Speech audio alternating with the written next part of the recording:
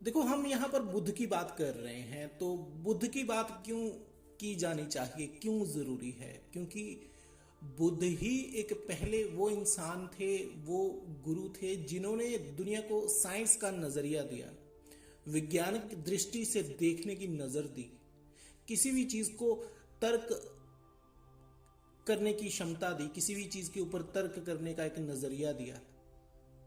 उन्होंने कहा कि कैसे भी किसी भी चीज को यूं ही नहीं मानना चाहिए, पहले उसे खुद खोजो, फिर उसे मानो, फिर उसके ऊपर यकीन करो। भारत में, पुराने भारत में जो सदियों पहले, जो भारत का बहुत सुनहरी युग था, यहाँ पर साइंस थी, टेक्नोलॉजी थी, सब कुछ था, यहाँ पर सब कुछ खोज लिया गया था। वो एक ऐसा टाइम था, यहाँ पर लोग किसी के ऊपर आंखें बंद करके यकीन नहीं करते थे, वो खुद अपने अंदर उतरते थे। वो पहले खुद को समझते थे, फिर दुनियादारी को समझते थे। वो ऐसे ही ऊपर ऊपर के धार्मिक लोग नहीं थे, मूर्तियों की पूजा करने वाले, पूजा अर्चना करने वाले, घंटी बजाने वाले लोग नहीं थे। वो बहुत ही एडवांस लोग थे, बहुत ही आगे की नॉलेज थी, बहुत ही आगे का ज्ञान था उनके पास। यही कारण था कि दुनिया भर से लोग भारत की तरफ आए। तब कोई हमला करने आया, कोई भारतीयों को लूटने आया, कोई किसी बहाने से आया, कोई कैसे आया, कोई कैसे आया। जैसे आजकल देखो, आजकल क्या होता है, आजकल लोग अमेरिका जाते हैं, हर देश से लोग अमेरिका जा रहे हैं। क्यों जा रहे हैं? क्योंकि वहां के लोग धार्मिक हैं? नहीं, क्योंकि वहां पर एक मौका है हर किसी के पास अपने आप को साबित करने का, जो उसने सीखा है अपनी जिंदगी में, जो उसने समझा है, जो उसने जाना है, वो सब कुछ साबित करने का मौका कौन दे रहा है दुनिया को? आज वेस्टर्न कंट्रीज दे रही हैं, लेकिन भारत में किसी को कोई मौका नहीं दिया जा रहा। फिर चाहे यहाँ के बच्चे किसी भी सब्जेक्ट में कितने भी एडवांस क्यों ना हो, कितने भी होशियार क्यों ना हो, कितनी भी उनकी क्रिएटिविटी अच्छी क्यों ना हो, वो कितने भी अच्छे खोजकर्ता क्यों ना हो, लेकिन उनको हमारा देश मौका नहीं देता। आज आज उनको कोई नहीं पूछता।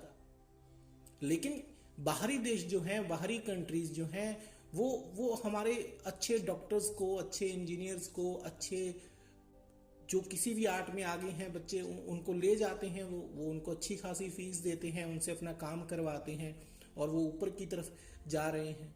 वैसे ही एक टाइम था जब भारत ऐसा देश हुआ करता था। यहाँ पर विदेशों से लोग आते थे, ज्ञान लेने आते थे, पढ़ने आते थे। तक्षशिला जैसी यूनिवर्सिटीज में आते थे लोग। बुद्ध खुद तक्षशिला यूनिवर्सिटी में पढ़े हुए थे, लेकिन आपको वो बात नहीं बताई जाती थी, बहुत कम लोगों को पता है। ज्यादातर लोगों को क्या लगता है कि बुद्ध सिर्फ ध्यान करने वाले एक भिक्षु थे जिन्होंने ध्यान सिखाया लोगों को। नहीं, ध्यान तो बहुत कॉमन एक्टिविटी थी उस जमाने में, जब लोग खुद को समझते थे।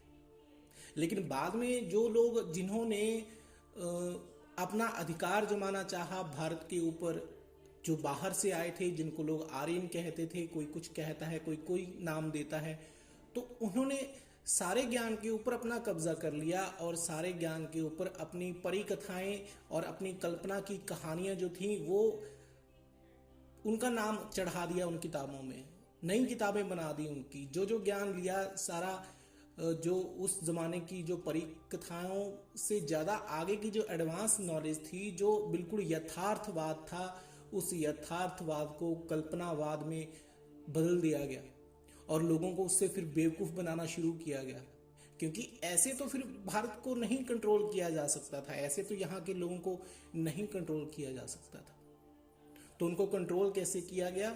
उनके ही ज्ञान से। जैसे आज अमेरिका पूरी दुनिया को कंट्रोल कर रहा है तुम्हारे ही ज्ञान से। और वो कैसे कंट्रोल कर रहा है? इस मोबाइल से जो तुम्हारे हाथ में है।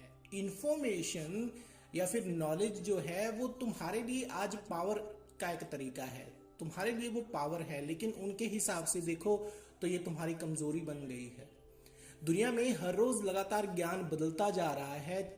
6 महीने बाद पूरा का पूरा ज्ञान बदल जाता है। 6-7 महीने में सारी की सारी चीजें नई आ जाती हैं। 6-7 महीने में एक मोबाइल का नया वर्जन आ जाता है।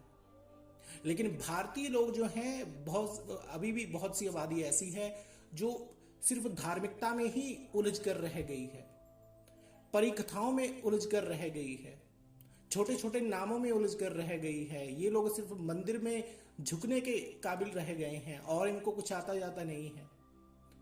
तुम तो ठीक है, लेकिन तुम्हारे राजनेता भी ऐसे ही हैं, वो भेड़े हैं जो जो तुमसे कहती हैं, जो ऊपर वाले उनसे कहते हैं वो खुद ऐसा करते हैं और तुम्हें भी फिर वैसा ही करने के लिए मजबूर करते हैं। एक तरह से वो लोग भी उनके कंट्रोल में ही हैं। आज का जो टाइम है ये कोई धर्म का टाइम नहीं है। धर्म एक पुरानी चीज हो चुका है, चाहे आप इसे कितना भी मानो, कितना कुछ भी करो, चाहे इसके लिए लड़ो, लेकिन आखिरी रिजल्ट आपको यही मिलने वाला है कि इसमें आपको कोई फायदा नहीं होने वाला। फिर चाहे आप कितनी भी धार्मिकता अपने अंदर पढ़ लो, डाल लो, कितनी भी धार्मिक किताबें पढ़ लो, कितना भी नाम जप लो किसी देवता का या किसी का भी, उससे कुछ नहीं होने वाला, कभी हुआ ही नहीं है। ये सारी कल्पनाएं हैं जो फैलाई गई हैं किताबों के जरिए, कहानियों के जरिए, ताकि तुम्हें मंद बुद्धि किया जा सके। लेकिन आज तो उन चीजों का टाइम भी खत्म हो गया है, अभी तो साइंस का टाइम शुरू हो गया है। साइंस ही चारों तरफ लहरा रही है, साइंस ही लोगों को कंट्रोल कर रही है। तुम्हारे हाथ में ये छोटा सा मोबाइल तुम्हें कंट्रोल कर रहा है। सुबह जब तुम उठते हो तो कौन लेता है भगवान का नाम? कुछ बूढ़े लोग लेते होंगे जिनको मोबाइल का कुछ पता नहीं है। लेकिन मोबाइल सबसे पहले तुम देखते हो तो आज का जो सबसे बड़ा देवता है, जिसके आगे तुम सर झुकाते हो, जिसकी बात मानते हो, वो क्या है? मोबाइल। इंटरनेट इसका मायाजाल बहुत बड़ा है, इसका बाजार बहुत बड़ा है। इंटरनेट आज के जमाने के लिए क्या है? इंसान को प्रोग्राम करने के लिए बना हुआ है। पहले एक टाइम था जब धार्मिक कहानियां इंसान को प्रोग्राम करती थी, लेकिन वो जमाना तो चला गया है। अब तुम कितना भी लड़ो, किसी मंदिर के लिए, किसी मठ के लिए, किसी भी चीज के लिए लड़ते रहो, अधिकारों के लिए लड़ते रहो, लेकिन जो ऊपर बैठे हैं वो सारी चीजें देख रहे हैं। तुम क्या देखते हो, क्या सुनते हो, तुम्हारे मोबाइल में क्या है, तुम कहाँ जा रहे हो, कहाँ से आ रहे हो, कौन सी एक्टिविटी कर रहे हो, कौन सी मूवी देख रहे हो, टीवी के ऊपर क्या देख रहे हो, सारी चीजें, सारा डाटा उनके पास जा रहा है।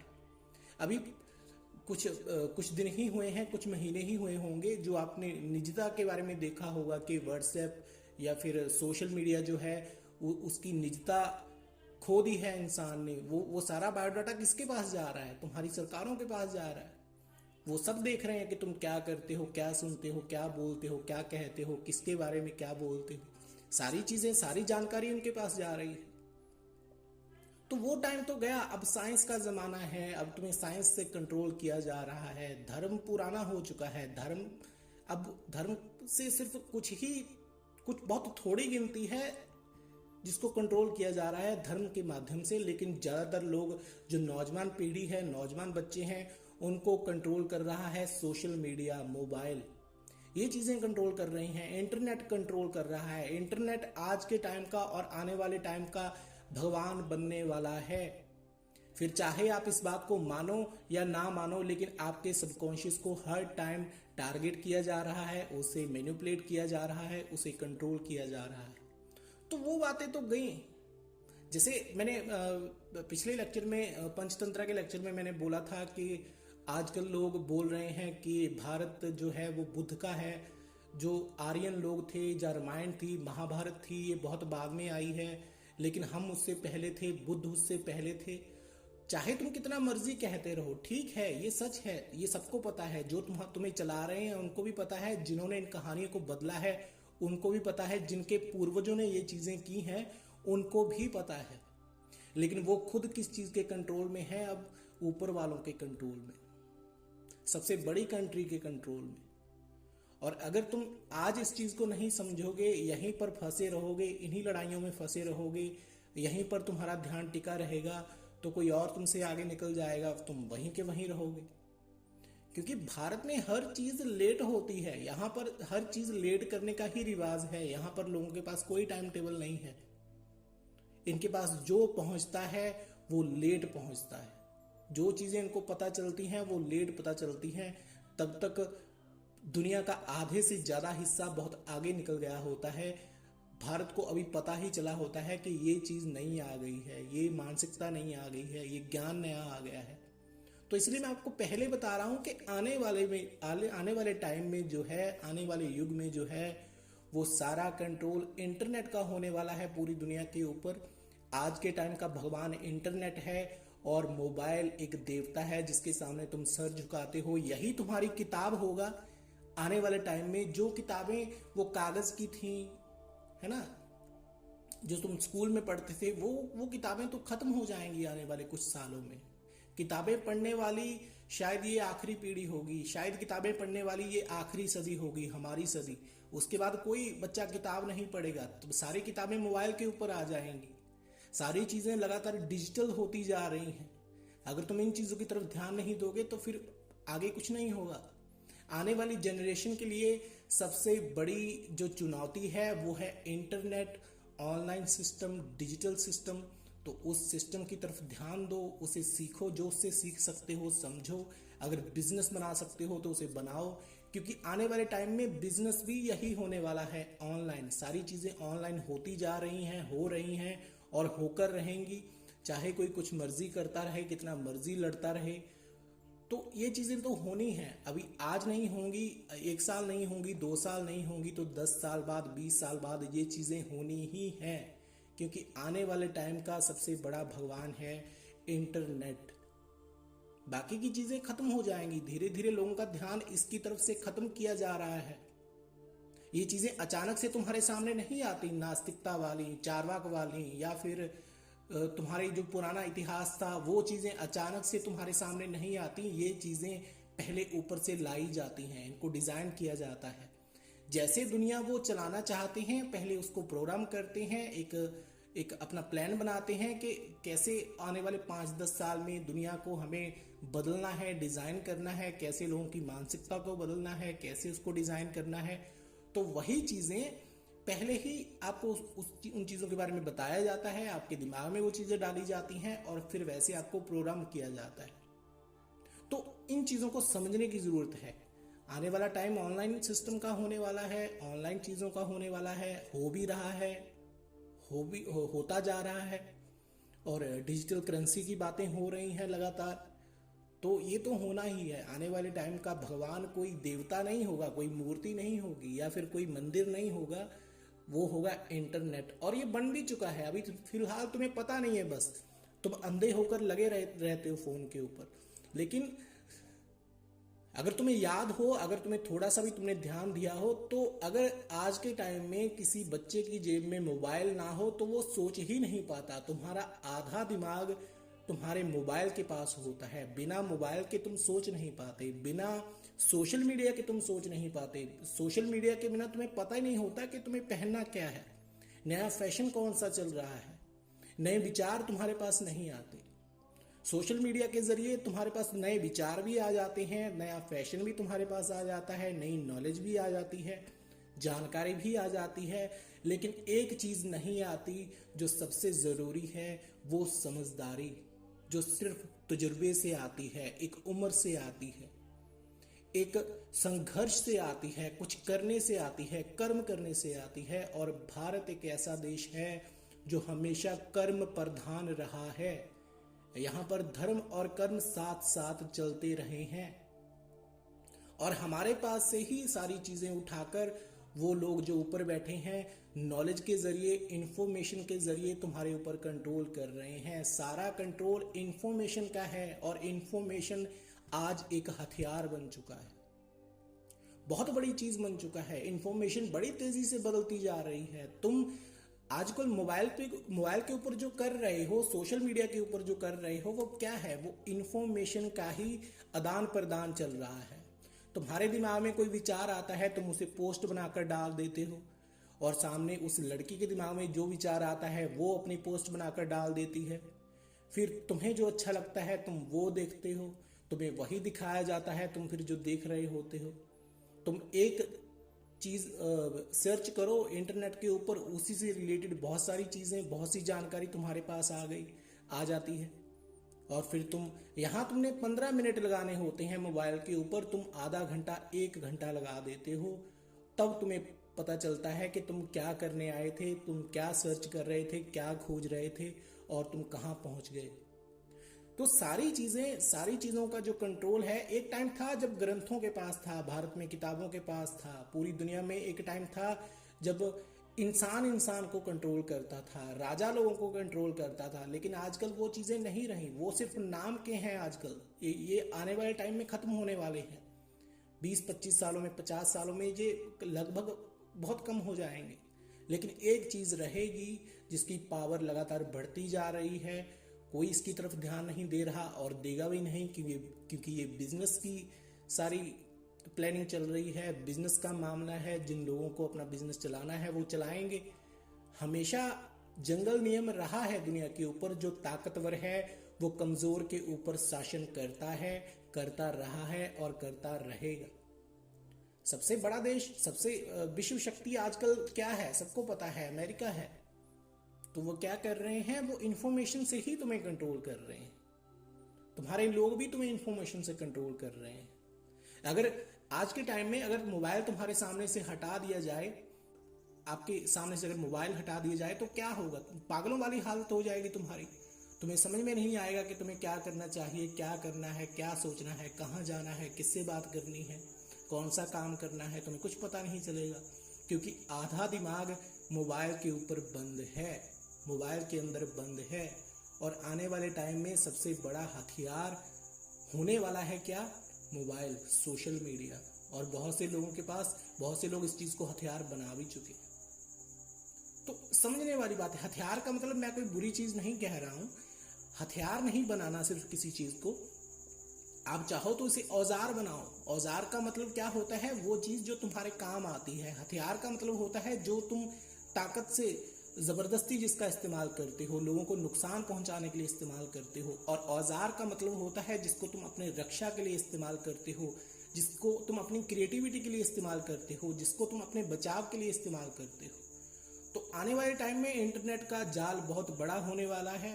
और आज के टाइम में इंटरनेट एक तरह का भगवान बन चुका है। ठीक है, आपको थोड़ी नाटकीय लगेगी बात जो मैं बता रहा हूँ, लेकिन आगे आगे जब थोड़े साल गुजरेंगे, 4-5 साल, 10 साल, तो आपको समझ में आएगा कि ये बातें मैं क्यों कह रहा था। तो मैं आपको पहले ही बता रहा हूँ कि आने वाला युग जो है वो इंटरनेट का है, टेक्नोलॉजी का है। जो किताबें तुम, स्कूल की किताबें हैं, कॉलेज की किताबें हैं, कागज से बनी हुई किताबें हैं, ये खत्म हो जाएंगी। कागज से बने हुए नोट खत्म हो जाएंगे और एक ही चीज रह जाएगी, डिजिटल मीडिया और डिजिटल करेंसी। और डिजिटल चीजें ही होंगी जो तुम्हें, तुम्हारे बच्चों को, तुम्हारे बच्चों के बच्चों को आगे कंट्रोल करेंगी। तो पहले ही इन चीज़ों के ऊपर ध्यान देने की ज़रूरत है। इनका इस्तेमाल करो, लेकिन ध्यान से इस्तेमाल करो और पूरे दिमाग के साथ इस्तेमाल करो। इसको अपनी ताकत बनाओ, इसे अपनी कमजोरी मत बनने दो। ठीक है, अब आते हैं धर्म के ऊपर। पहले हमने साइंस की बात की कि आजकल टेक्नोलॉजी बहुत आगे बढ़ रही है, इंटरनेट का ज़माना है और इंटरनेट बहुत बड़ी पावर बन रहा है, बन चुका है और आगे और बड़ी पावर बनेगा। अब थोड़ी सी बात करते हैं फिलोसॉफी की, धर्म की। और धर्म और साइंस में क्या फ़र्क है, कैसे सालों से लोगों को बेवकूफ़ बनाया जा रहा है। धर्म सबको पता है कि एक बेवकूफ़ बनाने का तरीका है, लेकिन कोई बोलता नहीं है। अंदर अंदर हर किसी को शक होता है, लेकिन बाहर कोई दिखाता नहीं है इस चीज़ को। क्योंकि फिर दुनिया, जो लोग हैं, जो धर्म को मानने वाले हैं या किसी भी धर्म को मानने वाले हों, फिर वो इस चीज़ का विद्रोह करने लगते हैं। लेकिन वो लॉजिकली नहीं सोचते, नहीं हैं इन चीज़ों के बारे में। पढ़े लिखे इंसान को कोई बात आसानी से समझाई जा सकती है। जो लोग स्कूलों में पढ़ते हैं, कॉलेजेस में पढ़ते हैं, किताबें पढ़ते हैं, पढ़ा लिखा जो इंसान होता है, उसे कोई बात आप आसानी से समझा सकते हो। इसीलिए आपको पढ़ाया लिखाया जाता है। लेकिन आपको क्या कहा जाता है कि इतिहास एक बोरिंग सब्जेक्ट है। इतिहास में इंटरेस्ट आपका कभी पैदा ही नहीं किया जाता। और जो इतिहास आपको पढ़ाया जाता है वो भी कहीं ना कहीं झूठ होता है, वो भी डिजाइन किया हुआ है, वो असली इतिहास है ही नहीं। असली इतिहास तो आपको बहुत बाद में पता चलता है, जब आपकी जिंदगी का काफी टाइम गुजर चुका होता है। तो पढ़े लिखे इंसान को कोई भी बात आसानी से समझाई जा सकती है और अनपढ़ इंसान को किसी भी बात को अच्छी तरह किसी भी चीज के लिए उसे मैनिपुलेट किया जा सकता है। और ये जो धार्मिक लोग हैं, धर्म का प्रचार करने वाले हैं, धार्मिक एजेंडा फैलाने वाले हैं, वो क्या करते हैं, वो अनपढ़ों को अपना निशाना बनाते हैं। जो राजनेता हैं वो भी अनपढ़ इंसानों को, गवारों को अपना निशाना बनाते हैं, क्योंकि उनको कैसे भी मैनिपुलेट किया जा सकता है। पढ़े लिखे इंसान को तुम बदल सकते हो, लेकिन अनपढ़ को कोई नहीं बदल सकता, उसे सिर्फ मैनिपुलेट किया जा सकता है धार्मिक कहानियों के जरिए से। यही तो ये लोग पहले से करते आए हैं, आज भी यही कर रहे हैं। इनके जो बाप दादा थे, आगे इनके पुरखे थे, उन्होंने भी यही चीजें की, इसी से इनको कंट्रोल किया। तो ये पुराने हथकंडे ही अपनाते हैं, मतलब धर्म का सहारा लेकर राजनीति को चलाते हैं। जैसे कि हमने पहले बात की कि राजनीति में धार्मिकता नहीं होती, धर्म सिर्फ एक तरीका है राजनीति में लोगों को कंट्रोल करने का, सिर्फ लड़वाने का एक तरीका है। तो वो एक चिंगारी फेंकते हैं और लोग आपस में लड़ते हैं, मरते हैं। लड़ता मरता कौन है? आम जनता। और मजा कौन लेता है? नेता लोग।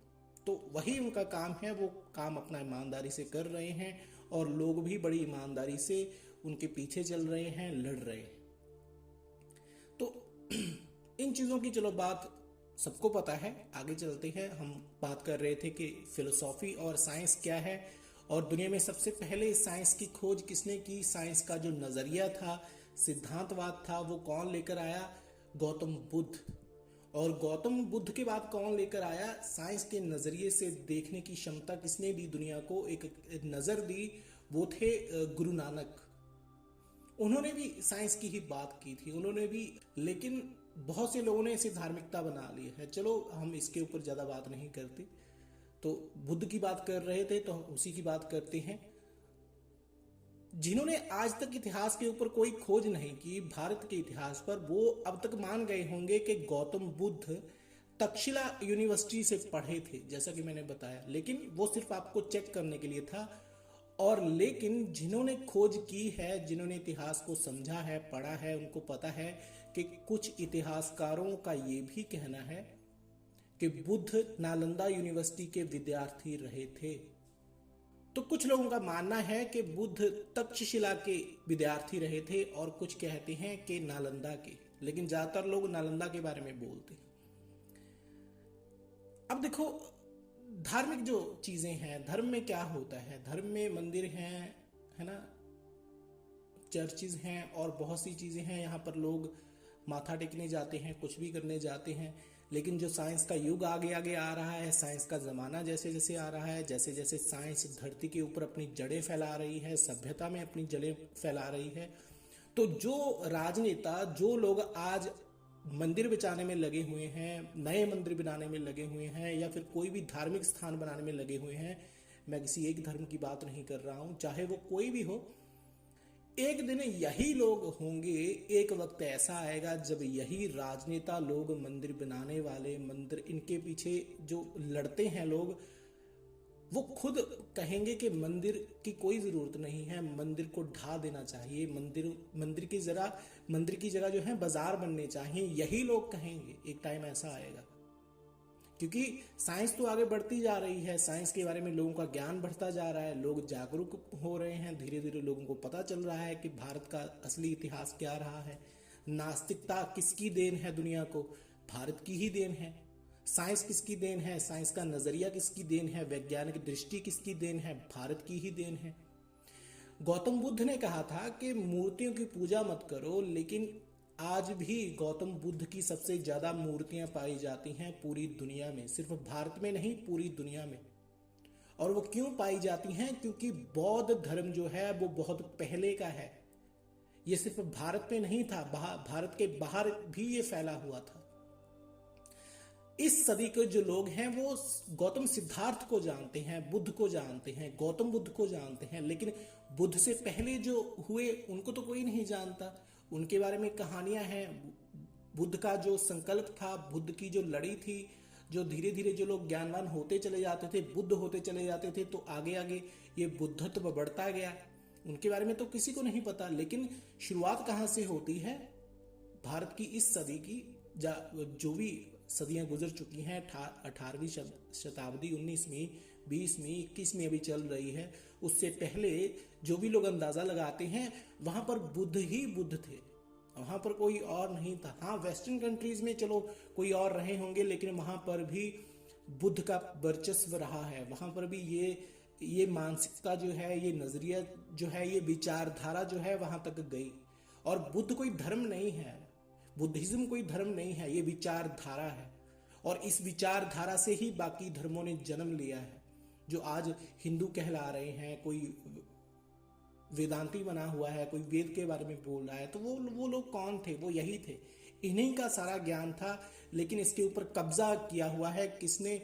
ब्राह्मणवादियों ने किया है। हालांकि कुछ ब्राह्मण लोग चलो अच्छे भी हैं, लेकिन ज्यादातर लोगों ने इनके ऊपर कब्जा किया हुआ है।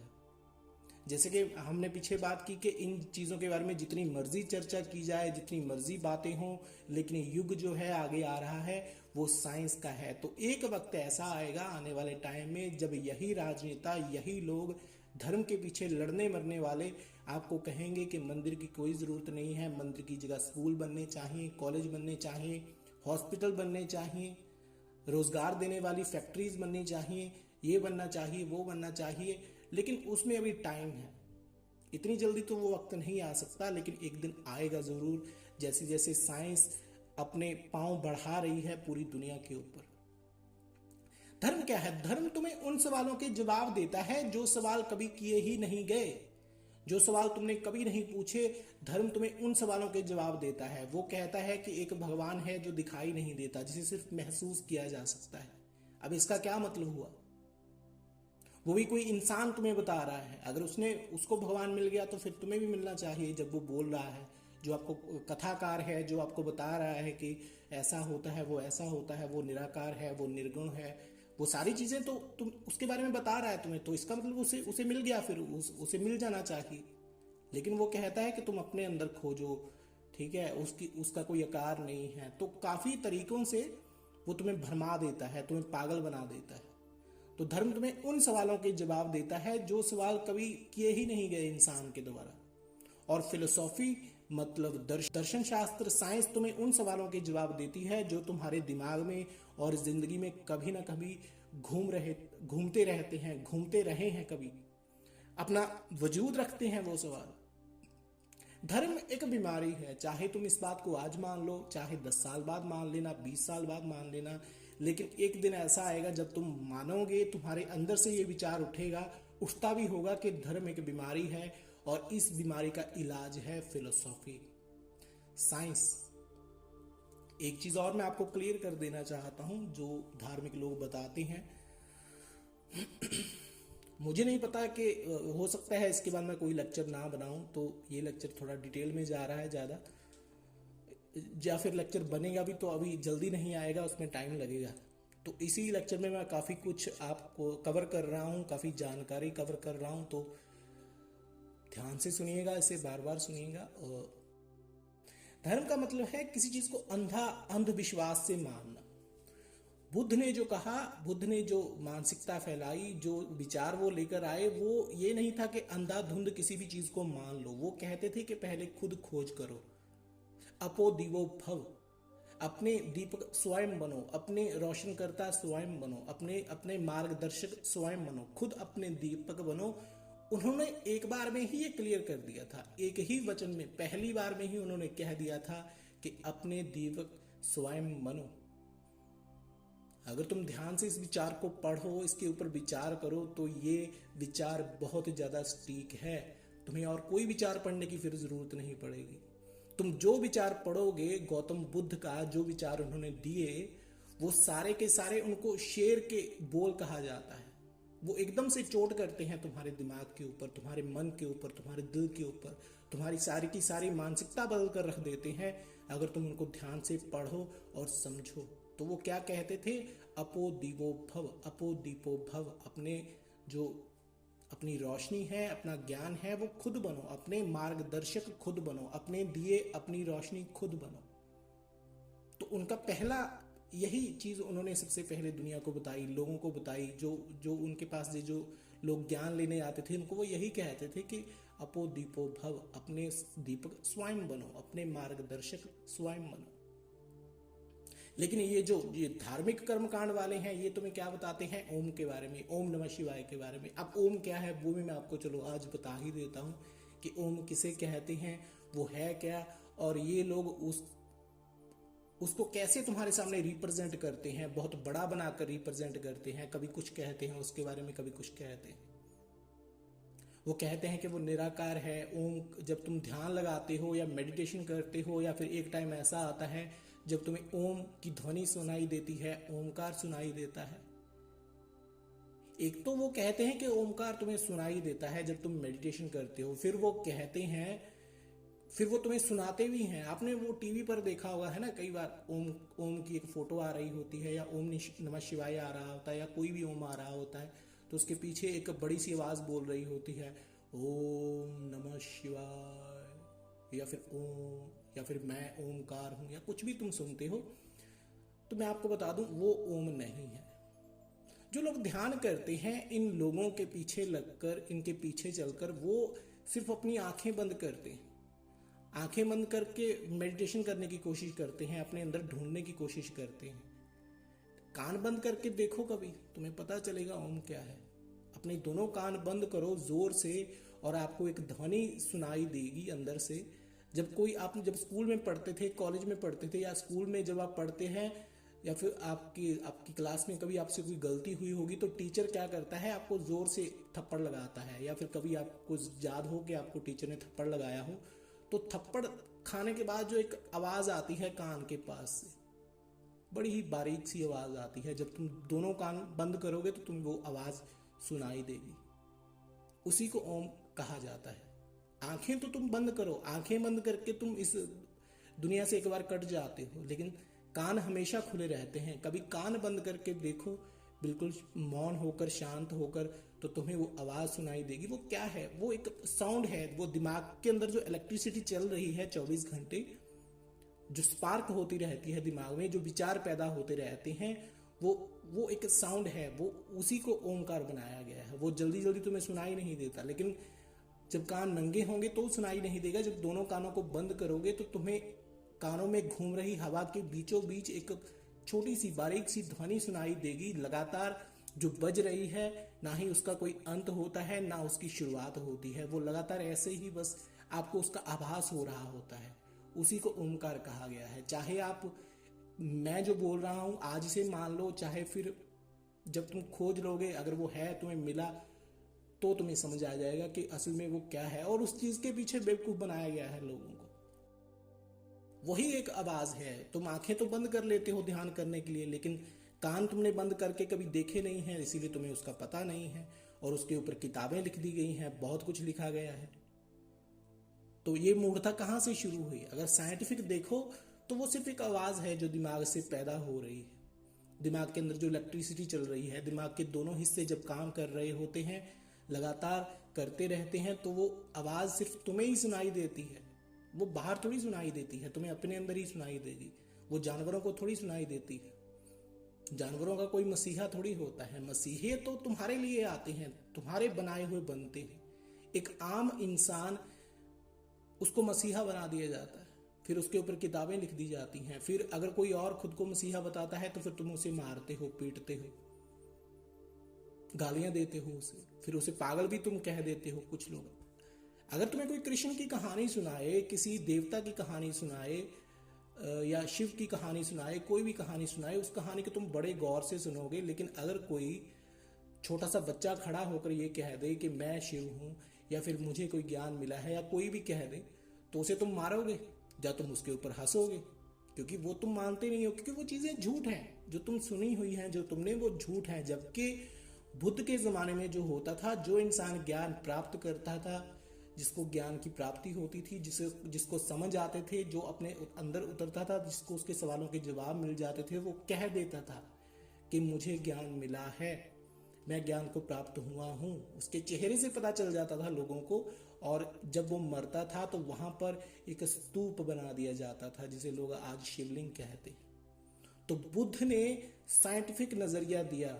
उन्होंने कभी भगवान के बारे में बात नहीं की कि वो है या नहीं, क्योंकि तब दोनों तरह के लोग थे। वो बुद्ध जानते थे कि दुनिया में हमेशा दोनों तरह के लोग होते हैं, कुछ भगवान को जो मानते हैं, कुछ वो जिनका उसमें विश्वास होता है, और कुछ वो जो उसको खोज रहे होते हैं, जिनको उसके ऊपर यकीन नहीं होता, क्योंकि उन्होंने कभी उसे देखा नहीं होता, तो वो कभी इस चीज के बारे में बोले ही नहीं।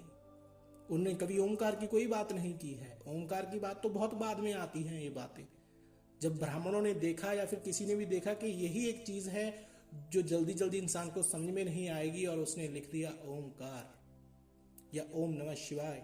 अब मैं किसी और की बात नहीं कर रहा हूं, तो बस इतना जो मैं बता रहा हूं वो समझ लो, जो मैंने बताया है वैसे आप इसे सुन सकते हो। ओमकार बड़ी एक सिंपल चीज है, आपके दिमाग में 24 घंटे ये साउंड चलता रहता है। ऐसे आप कभी भी सुन सकते हो, जब आप पूरी शांति में होते हो, कभी किसी बंद कमरे में होते हो, तो वहां पर इसे साफ सुना जा सकता है।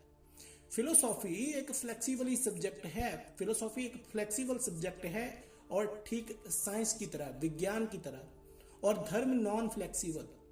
साइंस बदलती रहती है, बदलती रहनी चाहिए। साइंस में जो जानकारियां होती हैं वो लगातार बदलती रहती हैं। आज कोई साइंटिस्ट किसी चीज की खोज करता है, और 2 साल बाद कोई और साइंटिस्ट आकर उसकी खोज को गलत साबित कर सकता है, तो वो मानेगा, जिसने पहले खोज की थी वो मानेगा कि ठीक है, मैं गलत हूं, तुमने नई खोज की है, तुम सही हो।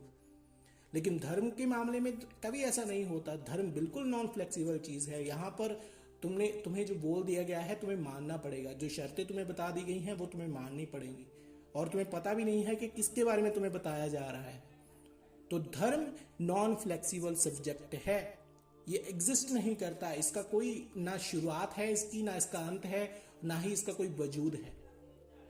फिलोसॉफी या साइंस के सूत्र लगातार बदलते रहते हैं, कभी एक से नहीं रहते। लेकिन धर्म के नियम कभी नहीं बदलते, वो हमेशा वैसे ही रहते हैं। वैसे ही आपको झुककर माथा टेकना पड़ता है, जो कपड़े वो बताते हैं वो पहनने पड़ते हैं। जैसे झुकना है भगवान के सामने, कौन सी घंटी बजानी है, कौन सी धूप लगानी है, कौन सा मंत्र बोलना है, वो ठीक वैसे की वैसे हैं, हजारों साल पुराने। उसमें कोई बदलाव नहीं किया जाता। वो अपनी जगह पर खड़े रहते हैं अकड़ कर। हालांकि विज्ञान बदलाव को स्वीकार करता है, लेकिन धर्म कभी भी बदलाव को स्वीकार नहीं कर पाता। धर्म एक संकुचित सोच वाले इंसान की खोज है, एक पागल इंसान की खोज है, या फिर जो लोगों को कंट्रोल करना चाहता था उसकी खोज है। और ब्राह्मणों की ये खोज है जिन्होंने लोगों को इस तरफ जो लेकर आए। और ब्राह्मणवाद एक मानसिकता है। ब्राह्मण कोई ऐसा नहीं है कि जो एक गंजा इंसान है, पुजारी है, जिसने एक चोटी रखी हुई है अपने सर के पीछे, वो ब्राह्मण है। नहीं, ब्राह्मणवाद एक सोच है कि किसी भी तरह के इंसान को कैसे बेवकूफ बनाना है, उस चीज को दिखाकर जो है ही नहीं, जिसका वजूद ही नहीं है, जो दिखाई नहीं देती, सुनाई नहीं देती, जिसका कोई आकार नहीं है, जिसका कोई रंग रूप नहीं है, उन चीजों के बारे में बोलकर बेवकूफ बनाना है लोगों को, वो होता है ब्राह्मणवाद। ब्राह्मणवाद तो आज लगभग हर धर्म में है। हर धर्म के नाम के ऊपर लोगों को बेवकूफ बनाया जा रहा है।